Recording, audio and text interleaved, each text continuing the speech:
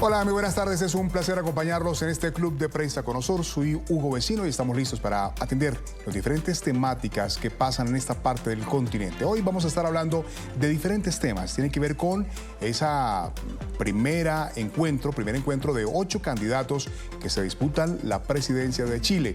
También vamos a hablar un poco sobre lo que ha pasado en Argentina con la victoria del peronismo en esas elecciones provinciales. Y finalmente vamos a estar hablando acerca de los argentinos que fueron devueltos de Estados Unidos.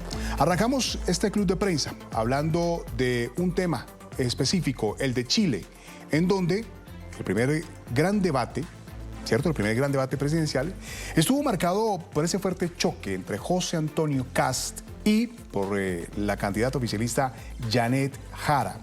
Las elecciones, pues a menos de 2 meses presidenciales, ya están los 8 aspirantes al Palacio de la Moneda. Y ellos se midieron por primera vez en un encendido debate televisado la noche del pasado miércoles. El cruce más tenso se dio precisamente entre José Antonio Kast y Janet Jara, rivales que semana a semana encabezan las encuestas y evidenciaron sus diferencias desde el primer minuto.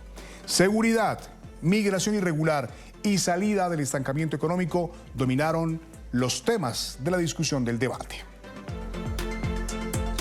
En mi caso en particular, la principal temática que mañana voy a abordar con las personas son la realidad que viven.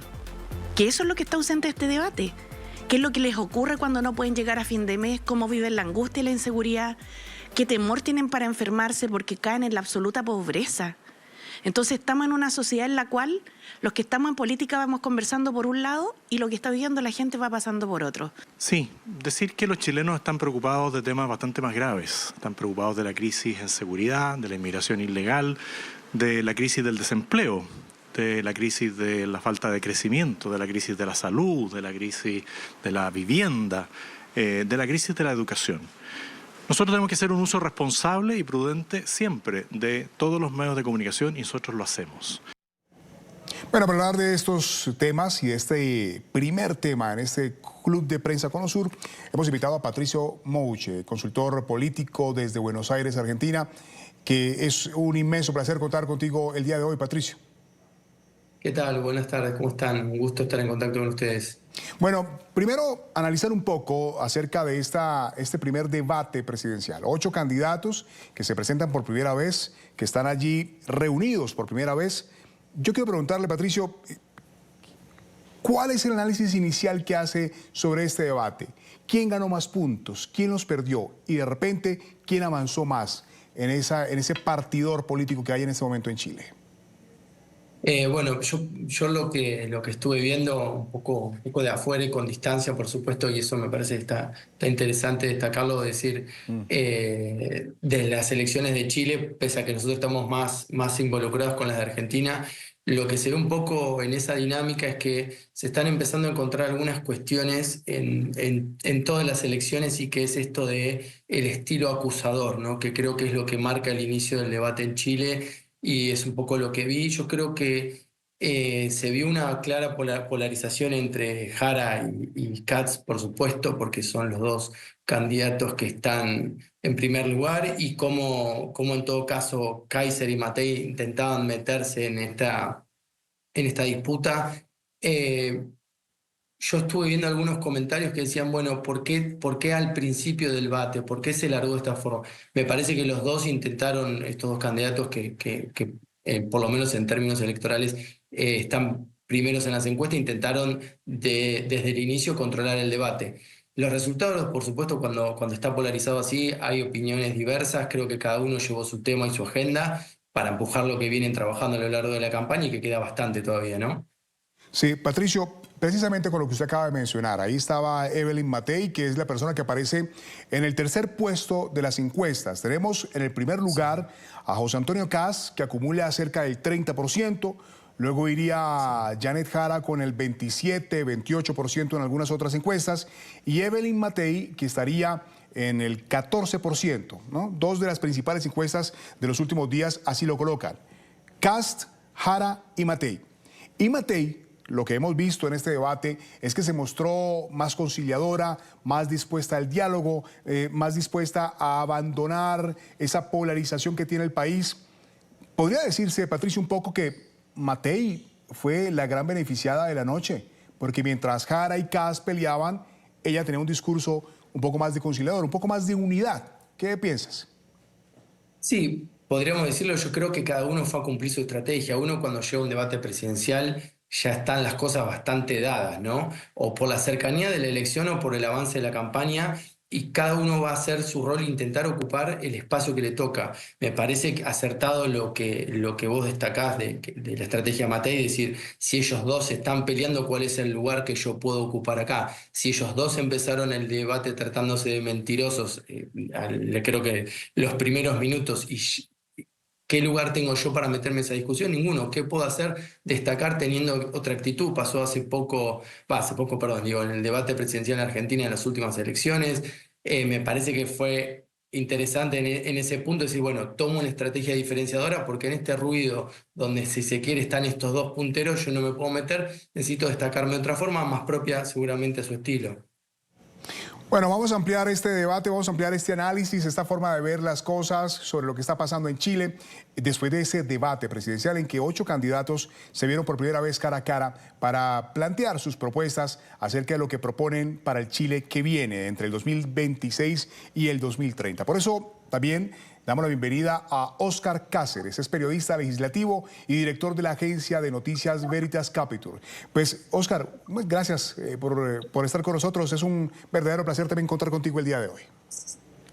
Muchas gracias a ti y comentarte que efectivamente estuve en el debate presidencial del miércoles pasado, un debate muy intenso donde yo creo que hubo cambios de giro y apuestas de discurso al menos que han tenido algún resultado también desde el punto de vista de los apoyos ciudadanos. Óscar, un poco para colocarnos al día con la conversación que estamos teniendo es quién repuntó, quién retrocedió y quién apareció allí como un personaje visible de cara a estas elecciones, de acuerdo a lo que viste el miércoles. Evelyn Matei indudablemente tuvo un desempeño bastante favorable desde el punto de vista del tono, desde el punto de vista de que evitó entrar en una discusión, en una pelea, en un intercambio de adjetivos con José Antonio Kass y con Janet Jara, que son los dos candidatos que le van ganando desde el punto de vista de las encuestas. Creo que ahí hay un tono distinto que desde el punto de vista del análisis de los expertos que evaluaron las presentaciones de cada uno de ellos, Evelyn Matei resulta ser la gran ganadora de este debate. También por la puesta en escena, ¿no? Tuvo un traje blanco, una cuestión bien interesante desde el punto de vista icónico. Luego hay un surgimiento de la figura de Harold Mayne Nichols. Harold Mayne Nichols, que fue presidente del fútbol chileno en una muy buena época para el fútbol chileno. América Latina, el tema futbolístico muy importante, por lo tanto recordar, por ejemplo, que es la época donde Marcelo Bielsa colocó a la selección chilena en una posición bien expectante que le permitió luego ganar 2 Copas América. Puede ser una cuestión anecdótica, pero Harold Mayne Nichols tuvo una gestión bastante adecuada en esa época y es por eso que queda en la retina de los chilenos como un líder positivo, como un líder carismático, como una persona que tiene capacidad de gestión. Él es como la gran sorpresa del punto de vista de lo que ocurrió en la presentación de los candidatos hace un par de días. Y creo que tuvo un desempeño bastante malo el Janet Jara. Creo que es desde el punto de vista de que es la que más tiene para perder. Creo que Janet Jara es la que la que pagó mayores costos a propósito de lo que ocurrió en el debate presidencial del miércoles pasado. Bueno, quiero preguntarles a ustedes, están diciendo allí, Óscar, que Maynes puede ser ese personaje que ganó importancia, que ganó visibilidad. De repente podría pasar aquí en Chile algo similar a lo que pasó con Bolivia. Lo digo porque recuerden ustedes que en esas elecciones de Bolivia de primera vuelta, pues aparecía Jorge Tuto Quiroga y Samuel Doria como los dos punteros de las encuestas y se pensaba o se analizaba que seguramente entre ellos dos iba a haber ese siguiente paso, el balotaje. Pero no, fue con Rodrigo Paz, que estaba en una cuarta, quinta posición de las encuestas y de repente asciende y es quien pasa a definir ese balotaje con Tuto Quiroga.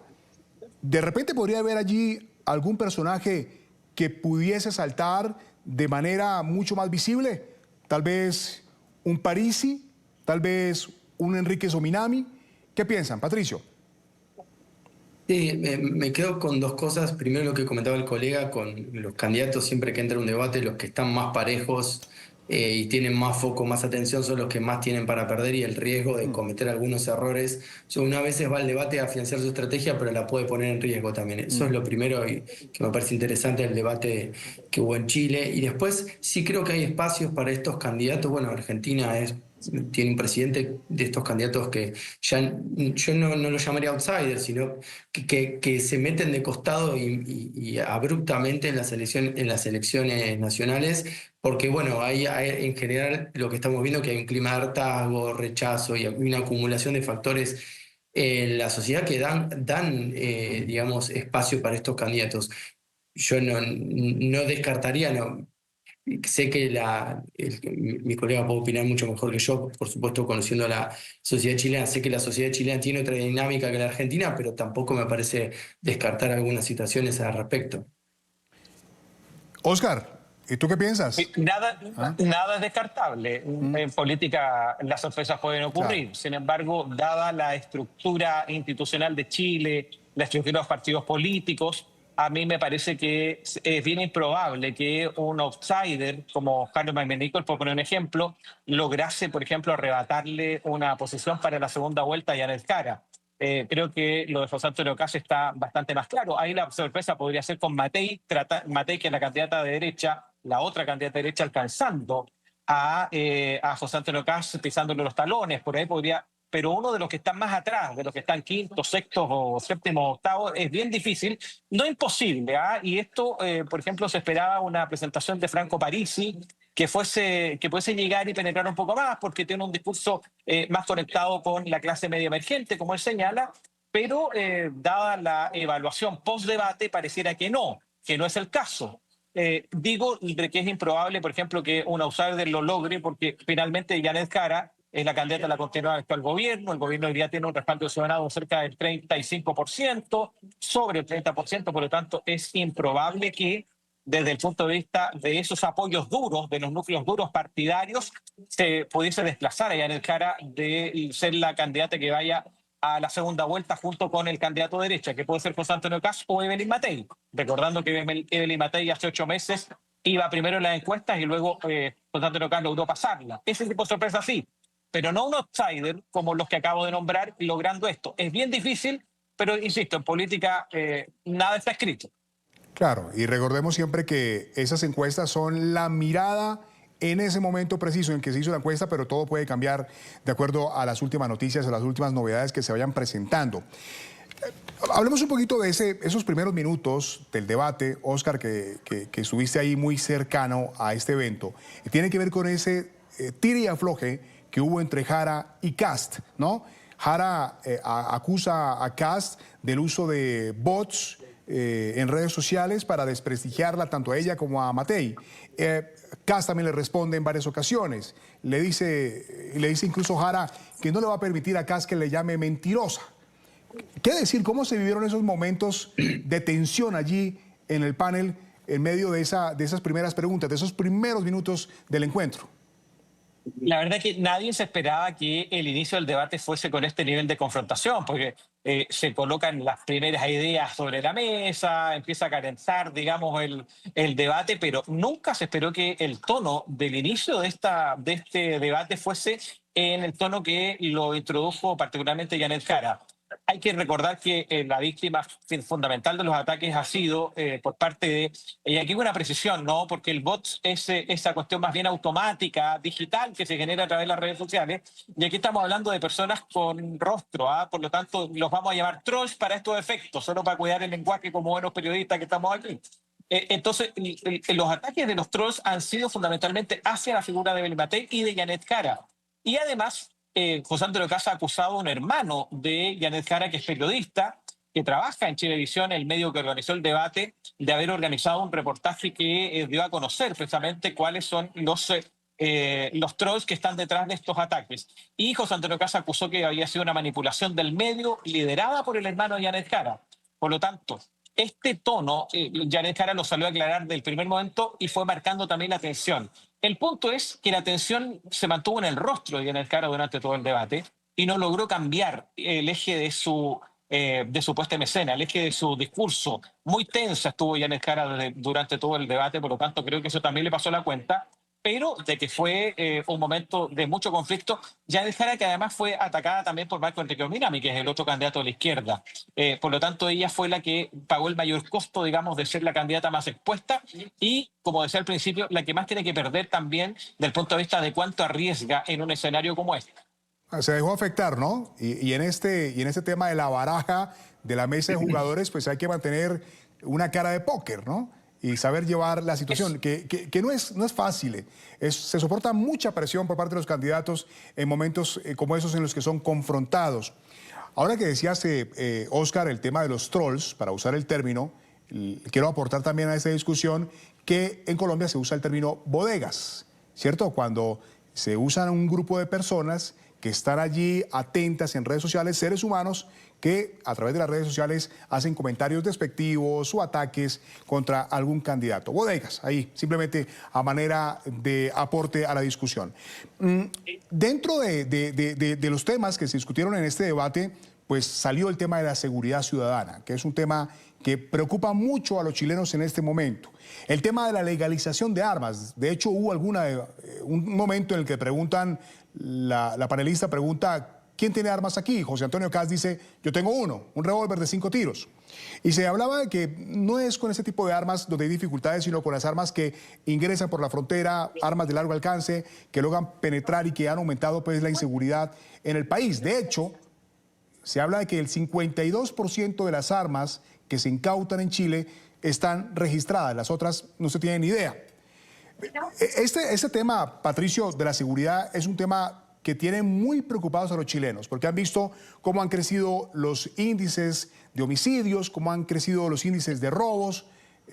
¿Qué pensar de esa situación, Patricio, y de ese gran tema que tendrán que definir el candidato o los candidatos que lleguen a esa segunda vuelta? Sí, mira, hago el paralelismo con la elección argentina, el tema de la inseguridad. Bueno, en realidad en cualquier país es un tema muy sensible y que suele mover la aguja y sobre todo se suele activar en las últimas elecciones. O sea, yo lo seguiría muy de cerca, me parece que puede ser definitorio. Sé que también están con otros temas que tienen que ver con el salario mínimo, la reforma laboral y una agenda de derechos sociales y sobre todo la generación de empleo, que son temas muy pesados, muy de fondo para la agenda de la sociedad, pero la variable de la inseguridad en muchos lados te termina definiendo una elección a último minuto. Entonces entiendo que va a tener mucha atención, que es probable que conforme se llega a la elección eso tome más agenda, tome más protagonismo. Bueno, veremos las decisiones de la gente por dónde termina empezando más y por cuestiones más de fondo o coyunturales que pueda operar un poco el miedo en ese voto cuando lleguen las urnas, ¿no? Pero déjame decirte una cosa más que te vuelvo un segundo con una pregunta que habías hecho antes, que Oscar apuntaba sobre los outsiders o no. A mí me parece interesante y por eso tomaba el caso chileno, decir, bueno, ustedes tienen unas instituciones y unos partidos muy distintos a los argentinos, como yo podría decir, más institucionales, más firmes. La pregunta es si eso se pone en juego o no en esta elección y si esta agenda de corrernos un poco más a la derecha, corrernos un poco más a los extremos, activa esas estructuras y esas alianzas electorales de cara a lo que viene. Para mí es un interrogante. En Argentina eso no estaba en juego hasta que se activó y hoy en día, tenemos implosionado el sistema de partidos. Entonces lo tiro a la mesa de debate también como un interrogante hacia lo que viene. Sí, y el otro gran interrogante, Patricio, gracias, pues tiene que ver con el tema de la frontera, porque ahora está un poco más controlado, pero unos años atrás, antes de que llegara Boric, el tema fue bastante complejo, Oscar. Tú no me dejarás mentir. Cómo a través de la frontera se filtraban personas sin ningún tipo de documentación, simplemente ingresaban. Y así como venía gente muy buena, gente que venía huyendo del tema de Venezuela, ¿cierto? De ese régimen, de esa presión, pues también se coló uno que otro personaje malvado, que venía con otras intenciones. Y ese, Oscar, tendrá que ser seguramente otro de los temas sensibles a tocar con pinzas, ¿no? ahora que el tema migratorio es un tema que se sigue muy de cerca, con lupa. Oscar. Lo fue en el debate. Yo creo que el tema migratorio fue uno de los momentos más sensibles, los de mayor crispación del punto de vista de las propuestas de cada uno de los candidatos. Franco Parisi llegó a plantear que está por que Chile se retire del Tratado de Ottawa, que es el que elimina las minas antipersonales en las fronteras. Chile históricamente tuvo en el norte del país minas antipersonales. Hay historias de personas que traspasaron las fronteras por Perú, por ejemplo, y que fueron mutiladas a propósito de esto, perdieron la vida. En un contexto distinto, ¿no? En un contexto diferente, dado que la mayor conflictividad que ha tenido Chile particularmente ha sido en la parte norte del país, la guerra del Pacífico, da cuenta de ello, etcétera. Franco Parisi dice, Chile debe retirarse del Tratado de Ottawa y colocar minas antitanques, aunque puedan morir personas. Dice, el costo es menor respecto de la seguridad y de comenzar a controlar las fronteras.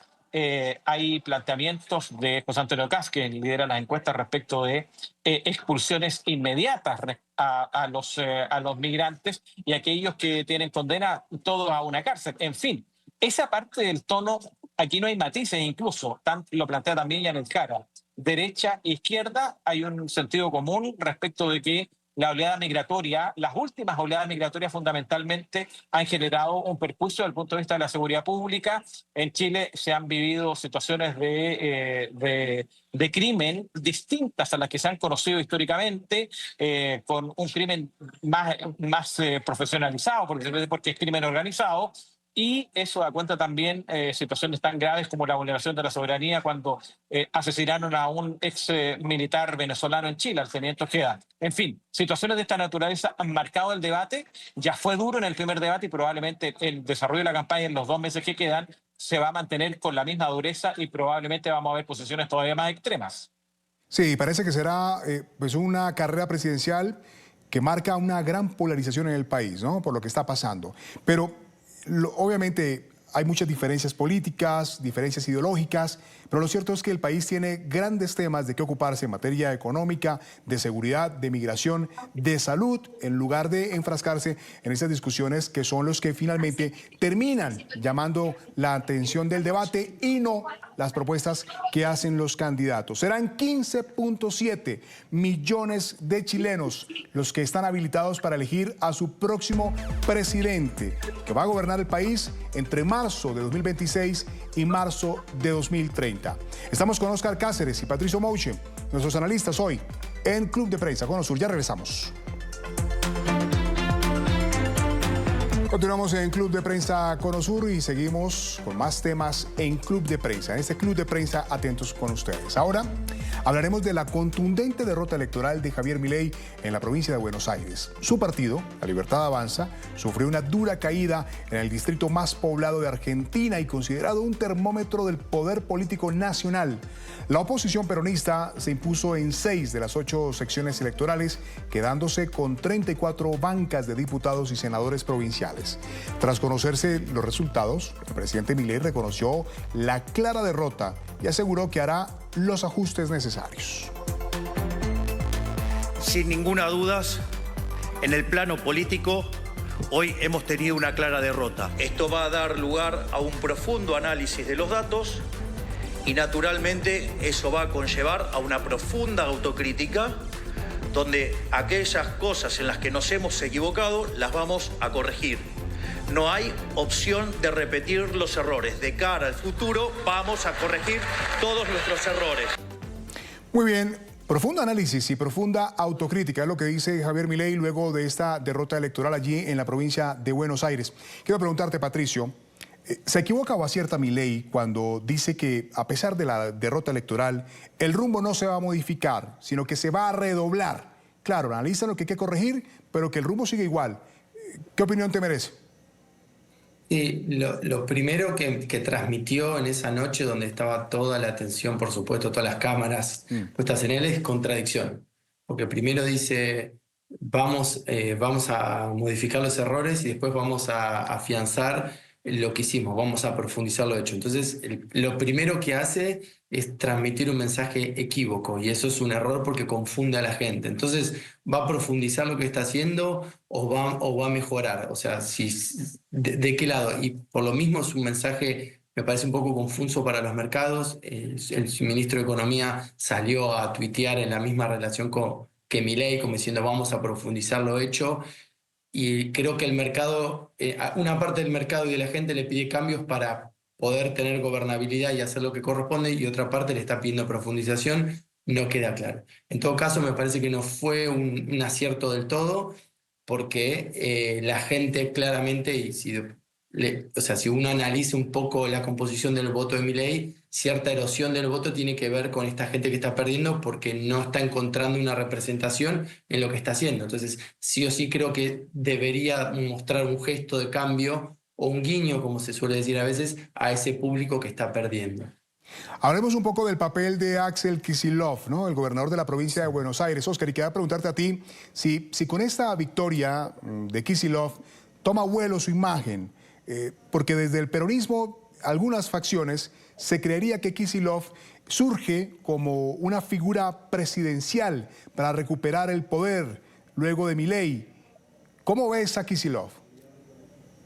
A ver, la verdad que la irrupción de Kicillof era una cuestión que no se esperaba con este nivel de fuerza, porque la verdad que los datos que uno proyectaba o que proyectaban particularmente las encuestadoras desde Argentina en la previa de la elección del domingo pasado, era que la Libertad Avanza iba a perder por 5 o 7 puntos.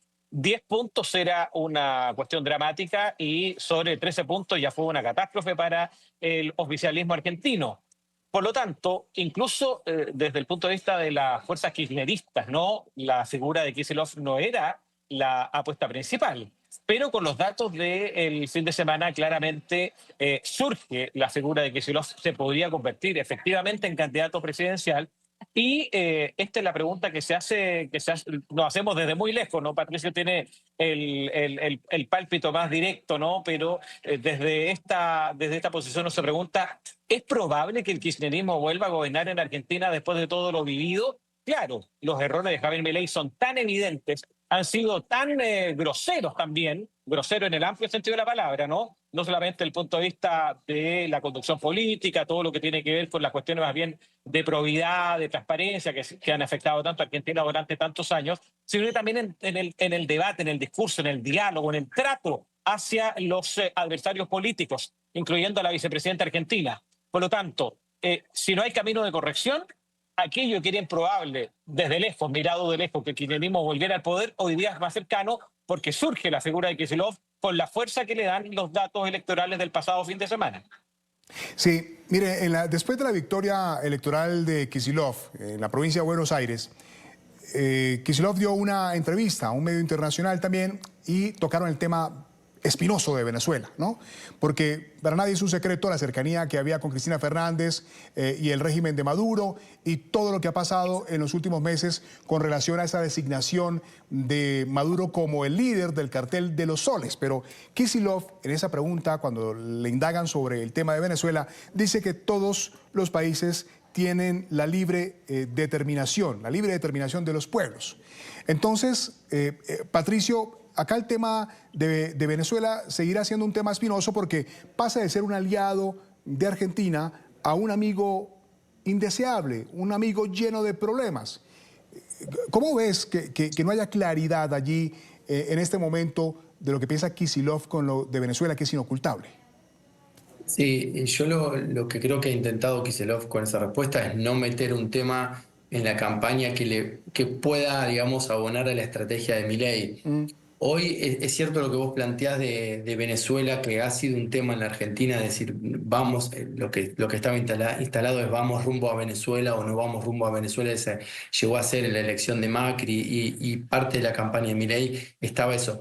Hoy lo cierto es que esa variable está corrida. Tenemos tantos problemas de economía interna y tantos problemas de organización interna, de política. Oscar marcaba sobre el liderazgo de Kicillof. Bueno, el peronismo hoy se encolumna atrás del resultado como suele hacer, pero lo cierto es que esa interna está al rojo vivo, que se organizó medianamente y muy cerca del cierre de listas por un objetivo común, pero no sabemos cómo sigue hacia adelante, si cruje o no cruje. Entonces, con el resultado de este puesto, por supuesto que es más alentador y hay más intenciones de unirse, pero esa unidad no está garantizada. Entonces, yo creo que se corrió esa variable para no sumar un componente, digamos, distractivo en la campaña y sí enfocarse en los temas que le convienen. De vuelta, hoy Venezuela no está como un tema en la agenda que sí estuvo en otro momento. Yo creo que la discusión que instala Milei y que le es funcional también al peronismo, en este caso Kicillof, es esta discusión de avanzar con una agenda o frenar una agenda. Básicamente de eso se trató la elección. Sí, Patricio, tú que estás allí en Buenos Aires, tenemos entendido que Cristina Fernández de Kirchner no llamó a Kicillof a felicitarlo por su éxito electoral. ¿Hay algún tipo de cortocircuito allí? Es que sí, eso está. Esa es la lectura que me parece que hay que hacer. Porque si nosotros decimos, bueno, mirá, se armó Fuerza Patria, una alianza electoral, un frente electoral, y se solucionaron los problemas dentro del peronismo, es mentira. Cuando vos hablás con actores del peronismo, cuando vos lees lo que hacen los gobernadores peronistas, cuando vos ves los armados que están ahí adentro, vos ves que eso tuvo un fin electoral que dejó, por supuesto, damnificado, pero que la discusión política no está zanjada. Cristina, es cierto, está presa, pero es un actor político que marca agenda, que tiene presencia y que hace fuerza para poner su gente en las listas. Esa tensión no está resuelta. Y lo que vos hoy tenés dentro del peronismo es que hay gente que está con Cristina y gente que empezó a estar con Axel, porque vio en Axel, digamos, otro referente por fuera de Cristina y que le empezó, digamos, a hacer funcionar esa estrategia muy silenciosamente. Después vuelve a aparecer Sergio Massa. Sergio Massa, el ex candidato a presidente, que poco tenía que ver con el kirchnerismo, pero que era funcional a una estrategia electoral. Bueno, ese es un actor que no va a dejar de armar lo propio y que cuando lo quiera poner, de hecho fue una de las personas que puso gente en la lista, que contribuyó, si querés, para esta unidad, pero cada uno tiene su fin. Hoy esto sirve, hoy esto funciona. Hacia adelante, cómo se construye, queda muchísimo por ver, muchísimo. Vamos a ver qué pasa en esa discusión allí entre la CFK, Cristina Fernández de Kirchner, y Axel Kicillof. Hacemos una pausa comerciales en Club de Prensa Conosur. Ya volvemos para hablar del tema migratorio, los argentinos que regresaron a su país desde Estados Unidos. Volvemos. Sin presencia oficial del gobierno, en el aeropuerto internacional de Ezeiza llegó el primer vuelo de deportados desde Estados Unidos a Argentina. La operación realizada con fuerte hermetismo trasladó a 10 personas detenidas por causas migratorias en distintas ciudades de Estados Unidos. El arribo se produjo sin anuncios oficiales ni presencia de autoridades y en medio de denuncias por maltrato e irregularidades durante el procedimiento.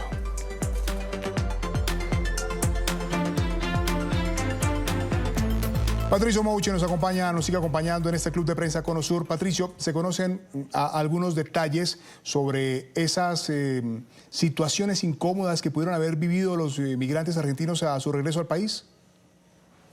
Sí, mira, lo primero para decirte es que la cobertura de eso fue noticia, pero digamos que no llegó a generar agenda y eso me llama la atención, digamos, como para ponerlo en perspectiva, a ver hacia dónde empieza a caminar este asunto de las migraciones en Argentina.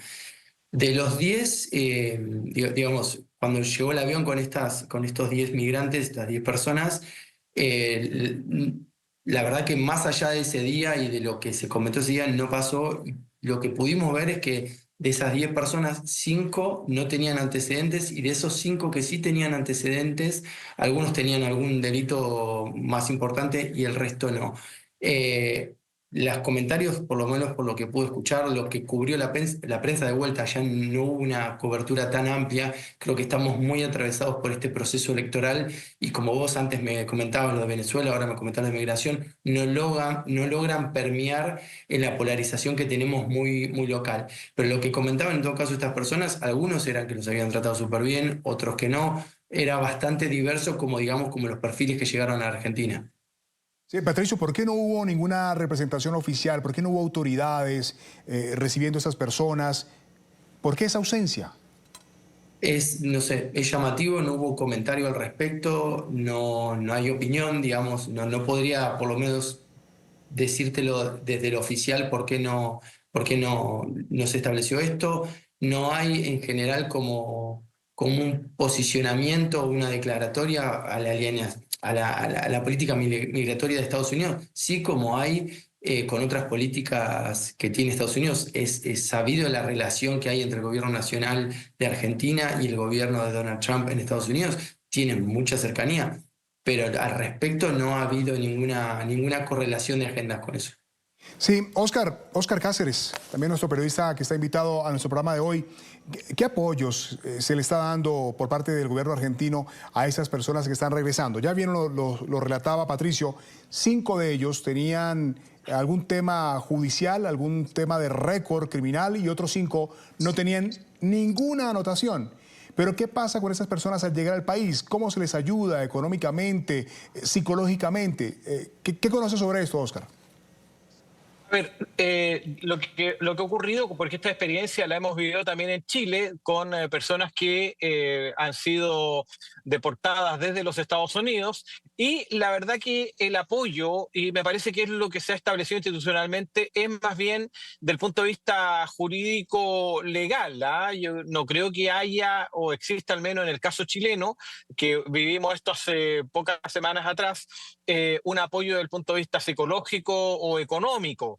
Me parece que en el caso argentino es similar. Solo los trámites consulares o el acceso al país, en el caso de que no tengan antecedentes penales, pero más allá de eso, uno también tiene que preguntarse si corresponde o no que exista algún tipo de apoyo en esta naturaleza. El tema es más bien la complicación política que se le genera al gobierno de Javier Milei, que se supone amigo de Estados Unidos, donde incluso se estaba llegando a plantear que se estableciera la posibilidad de la visa waiver, que es esta posibilidad, ¿no es cierto?, que tenemos en Chile de que no se requiere un visado especial para ingresar, sino que solo con la presentación del pasaporte, etcétera, un permiso especial que tiene Chile, también lo va a tener Argentina. Eso se limitó las conversaciones se entramparon, algo ocurrió allí con esa situación. Pero desde el punto de vista estricto, creo que en Argentina está ocurriendo lo mismo que en Chile. No hay un apoyo especial para las personas que han sido regresadas desde los Estados Unidos. Exactamente, no pasa mucho con ellos, pero también, Patricio, lo cierto es que el tema de la nacionalidad argentina pues no es una gran dificultad para Estados Unidos, porque solamente el 1% de los argentinos que sacan su visa se quedan en Estados Unidos más del tiempo permitido, solamente el 1%. Y la tasa de rechazo de visas para los argentinos es del 8,9%. Ese es el compilado del año 2024. Así que no es la nacionalidad argentina una problemática migratoria para los Estados Unidos, pero ese tema de los que empiezan a deportar podría afectar o no de repente esa adjudicación de la visa waiver de la que estaba hablando Óscar hace un rato. Mira, me parece clave lo que vos destacás. De hecho, acá no tenemos historia como de argentinos deportados de países. Si bien el argentino es muy migrante, digamos, pero suele migrar mucho también hacia Europa. Tenemos mucha recepción de inmigrantes, o sea, tenemos otra relación con el trato a la migración. Lo que comentaba Óscar de la visa es verdad, fue una gran noticia que nosotros en los años 90 tuvimos este tipo de visado libre, por así decirlo, con muchas más facilidades. Después eso se cayó. Ahora habían anunciado, digamos, con mucha prensa que esto se iba a instalar de acá a un año. Después hubo un ruido en el medio y salieron a desmentir lo que se caía, que no se caía. No se supo más del tema. Yo no creo que esto, o sea, estoy infiriendo, por supuesto, que por la relación que hay, digamos, con el migrante argentino, el porcentaje, no sé, en 2021 había cerca de 290.000 argentinos, eso seguro que varió. No debería tener mayor ruido en avanzar o no con este trámite migratorio. Sí, ¿saben ustedes cuántas visas se aprobaron en 2024? La visa B1 y B2. 272.000 para los argentinos. Con este dato, hacemos una pausa a comerciales y ya regresamos al cierre de nuestro Club de Prensa Cono Sur.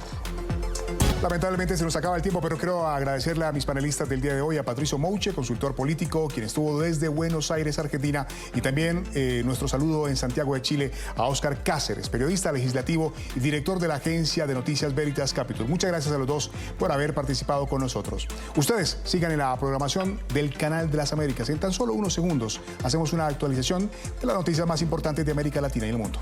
Buena jornada.